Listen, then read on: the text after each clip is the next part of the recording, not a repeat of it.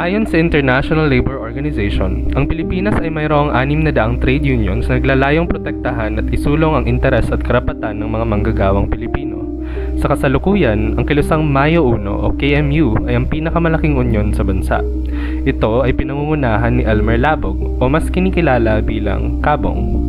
Bilang isang bartender sa Manila Hilton Hotel noong 1975, nasaksihan niya ang hindi makatarungang pamamahala ng mga empleyado sa mga manggagawa nito.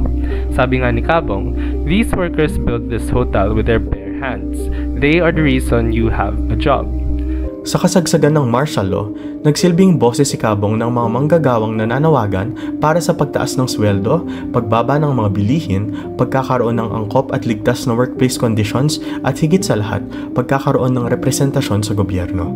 Bilang chairperson ng KMU, kahalili ni Kabong ang iba pang leader manggagawa na tumutugon sa panawagan ng mga sumusunod na sektor, ang piston para sa mga tsoper, ang kadamay para sa mga naghihirap at ang migrante para sa mga OFW at kanilang mga pamilya. Napakalaki na ng nagampanang tungkulin ni Kabong para sa mga manggagawang Pilipino, ngunit mahaba pa rin ang laban patungo sa tunay na pagbabago. Gayunpaman, hindi lamang si Kabong ang kumikilos.